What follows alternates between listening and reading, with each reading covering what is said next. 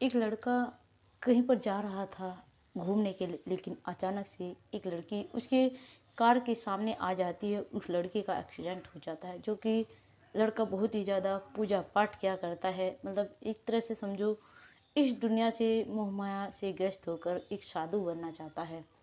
फिर वो देखता है गाड़ी से नीचे उतर कर कि मेरी गाड़ी के नीचे एक लड़की आ गई है। उस लड़की को पहले चारों तरफ देखता है, लेकिन जब कोई नज़र नहीं आता उसे अपनी गाड़ी में डालकर ले जाता है और उसे हॉस्पिटल लेकर जाता है।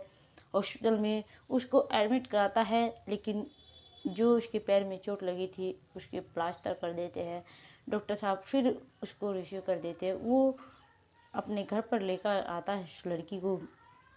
जो लड़का साधु बनना चाहता था दोस्तों, बहुत ही ज़्यादा, और एक लड़की का उसके कार के एंड हो जाता है। बहुत ही ज़्यादा इंटरेस्ट कहानी है दोस्तों। कहानी को पूरा देखिएगा और लाइक और सब्सक्राइब जरूर कर दीजिएगा। नमस्कार दोस्तों, मेरा नाम है मोनिका। मेरे इस नए एपिसोड में आप लोगों का स्वागत है। दोस्तों, ये कहानी है बिहार की। जो यह लड़का है, इस लड़के का नाम अंशुल है। अंशुल बहुत ही ज़्यादा अमीर घर का लड़का है और इसके परिवार में इसके दो भाई है। ये सबसे छोटा लड़का है और इसके पापा जो है एक बिजनेसमैन है। ये अक्सर सुबह शाम मतलब घर में पूजा पाठ इतनी ज़्यादा करता है कि उसका मन करता है कि मैं साधु बन जाऊँ, और अपने पापा से भी अक्सर यही बात करता है। और ऐसे ही स्थानों पर जाता है घूमने के लिए, जैसे कि हरिद्वार, वृंदावन या फिर शाकुंभर, और जगह जगह जाकर जो है साधु से मिलता है और उनकी राय लेता है। और साधु भी उसको यही कहते हैं कि मतलब अगर तुम्हारा इस दुनिया से मतलब विश्वास नहीं है, इस ग्रस्त दुनिया में, क्योंकि फंसने से सिर्फ दुख ही दुख मिलता है, सुख नहीं मिलता है, तो तुम एक साधु ही बन जाओ। उसे भी यही राय देते हैं। लेकिन क्या होता है, उसके घर वाले सोचते हैं पहले तो उसके पिताजी मना करते हैं, लेकिन फिर जब उसकी इस तरह से मतलब पूजा पाठ देखते हैं तो वे भी जिस चीज़ में तुम्हारा मन हो अपने बेटे को कह देते हैं। एक दिन क्या होता है, ये कहीं पर जा रहा था घूमने के लिए, जो अंजुल लड़का है, और जैसे घूमने के लिए जा रहा था कार लेकर, तो अचानक से धीमी धीमी बारिश पड़ रही थी और एकदम से इतनी तेज़ बारिश आ जाती है। जैसे ड्राइविंग कर रहा था, गाड़ी चला रहा था, तो मतलब धुंधला धुंधला सा दिखाई देने लगता है, जल्दी से कुछ दिखाई नहीं देता।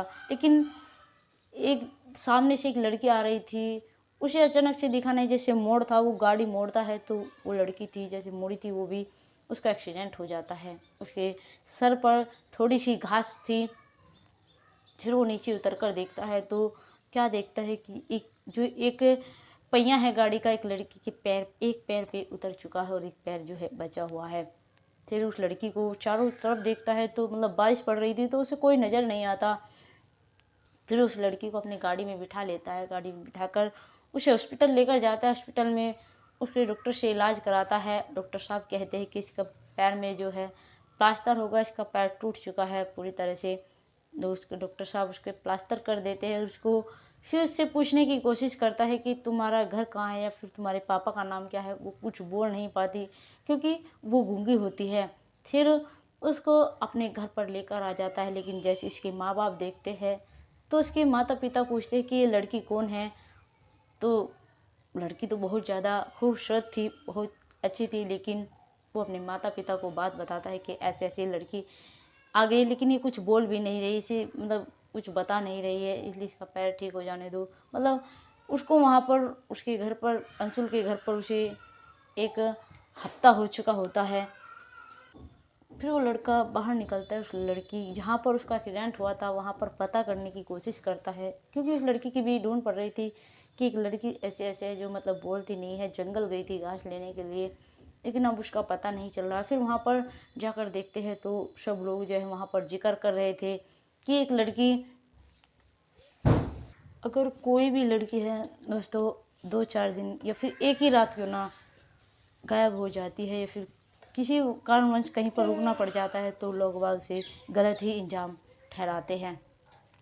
दोस्तों ऐसा ही उस लड़की को वहाँ पर कह रहे थे। ये सब देखकर जो लड़का है अंशुल, वो भी डर जाता है, वो कुछ नहीं कहता और वापस चला आता है। लेकिन इसके माता पिता बोल रहे थे कि इस लड़की को छोड़ आओ यहाँ से जहाँ की है लड़की।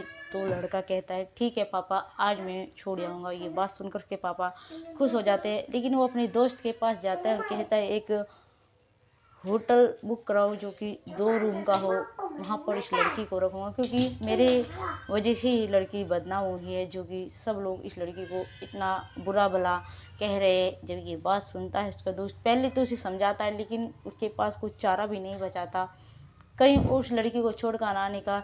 इसलिए वो फैसला ले लेता है कि इस लड़की को अपने साथ रखेगा ताकि किसी को पता ना चले, सब कुछ खर्चा पानी वही उठाएगा। फिर उसका दोस्त एक होटल बुक कर लेता है। होटल में जाकर जो है उस लड़की को एक कमरे में उसे रखता है, एक कमरे में अपना आप रखता है, भजन कीर्तन करता है, सुबह शाम ईश्वर का नाम लेता है। उधर अपने माता पिता को कहता है कि मैं वृंदावन जा रहा हूँ। वो चला जाया करता था कभी कभी 1 महीने के लिए, कभी कभी 15 दिन के लिए, क्योंकि उसके घर वालों को भी पता था कि इसे सब अच्छा लगता है और ये एक साधु बनना चाहता है। इसलिए उसके माता पिता भी ज़्यादा रोक टोक नहीं करते थे, इसका जो मन करे इसलिए इसे करने देते थे। तब भी यही समझ रहे थे शायद वे वृंदावन गया है ईश्वर का नाम लेने के लिए, लेकिन वो उधर उस लड़की का ख्याल रख रहा था और भजन कीर्तन किया करता था। उधर उस लड़की को भी अच्छा लगता था। लेकिन जब कई कई दिनों के लिए लड़का चला जाता था तो लड़की को ये सब देखकर अच्छा नहीं लगता था। दोस्तों, उस लड़की का नाम संगीता होता है। संगीता जो है ये उसे अच्छा नहीं लगता, लेकिन जैसे जैसे वे उन्हें काफ़ी दिन हो चुके थे एक साथ में रहते रहते 3 महीने, तो दोनों को मतलब जो है आपस में प्रेम होने लगता है, लगाव होने लगता है। जो लड़का है उसे भी एहसास होने लगता है। फिर वो साधु के पास जाता है वृंदावन और साधु को जो है सारी बात बता देता है कि ऐसे ऐसे जो मतलब मुझे भी उस लड़की की चिंता होने लगी है। अगर मैं कहीं बाहर जाता हूँ तो मतलब मेरे ख्यालों में वही लड़की रहती है। साधु उसको सारी बात समझाते हैं कि बेटा जो ईश्वर करते हैं वही होता है, उसके अगेन कुछ भी नहीं हो सकता। इसलिए ईश्वर ने भेजा है तुम्हें उसकी मदद के लिए और शायद तुम दोनों का साथ पूरी ज़िंदगी का है, क्योंकि उस लड़की को भी तुमसे कहीं ना कहीं ज़रूर प्रेम हो गया होगा, लेकिन तुम भी ऐसे ऐसे बात बता रहे हो तो तुमको भी उससे प्रेम है। ये बात सुनकर जो अंशुल है मतलब थोड़ा सहम सा जाता है, लेकिन फिर उसे एहसास होने लगता है धीरे धीरे। तो क्या होता है, एक दिन उस लड़की को जो है अपने सामने बैठाता है कुर्सी पर और उसे अपनी सारे दिल की बात बता देता है। उस लड़की को कहता है अगर तुम्हारे मतलब कोई ज़बरदस्ती नहीं है, अगर तुम्हारी इच्छा है, अगर तुम भी मुझसे प्रेम करती हो तो ही हाँ करना। उसे कहता है कि आज शाम तक मतलब तुम मुझे बता सकते नहीं, कोई बात नहीं है। लेकिन वो लड़की भी उससे प्यार करती है, उसे शाम तक का वक्त नहीं देती, उसे वो तुरंत ही अपने इशारों में बता देती कि मैं भी आपसे प्यार करती हूँ। तो दोनों एक दूसरे से मतलब गले लिपते हैं और खुश होते हैं। लेकिन जो लड़का है अंशुल, फिर वो अपने पिता को जाकर बताता है, अपनी सारी बात बता देता है। लेकिन उसके पिता भी कहीं ना कहीं खुश होते हैं, क्योंकि वो एक साधु बनना चाहता था लेकिन फिर एक गृहस्थ जीवन गुजारना चाहता है। तो इसलिए उसके माता पिता मना नहीं करते और उस लड़की के शादी करने के लिए इजाज़त दे देते हैं। लेकिन जो अंशुल है वो अपने पापा से कहते हैं कि जो इनके पिताजी है एक बार उस गांव में जाकर इनके पिताजी से जो है सारी बात सच सच बता दो, क्योंकि इस तरह से शादी करना, क्योंकि कहीं ना कहीं इस लड़की को तो वे लोग गलत ही समझते हैं कि कहीं चली गई है, किसी के साथ में चली गई है। इस तरह उसके पापा बहुत बड़े आदमी थे, बिजनेसमैन थे, उसके पापा का काफ़ी नाम था। इसलिए उसके जो लड़की के माता पिता थे वो बहुत ज़्यादा गरीब होते हैं, क्योंकि एक वक्त का खाना नसीब होता था और एक वक्त का नहीं। जिस तरह अंशुल के पिता उनके घर पर जाते हैं, मतलब वे सोचते हैं इतना बड़ा आदमी आया आखिर कौन है, लेकिन वहाँ पर जो अंशुल के पिताजी उन्हें जब सारी बात बता देते हैं, उसके पिता ये बात सुनते हैं कि हमारे बेटी एक गूंगी भी थी और एक अच्छे घर में शादी हो रही है, एक अच्छे लड़के की साथ में शादी हो रही है। उसके पिताजी जो है खुश हो जाते हैं और फिर अपनी बेटी से मिलने की जो है अंशुल के पिता से कहते हैं। अंशुल के पिता उनको लेकर जाते हैं जहाँ पर होटल में वे रुके हुए थे। जब उनकी बेटी जो अपने पिता को देखती है, उन्हें देखकर मतलब बहुत ज़्यादा भावुक हो जाती है और उनके आंसू से आंसू चलने लगते हैं।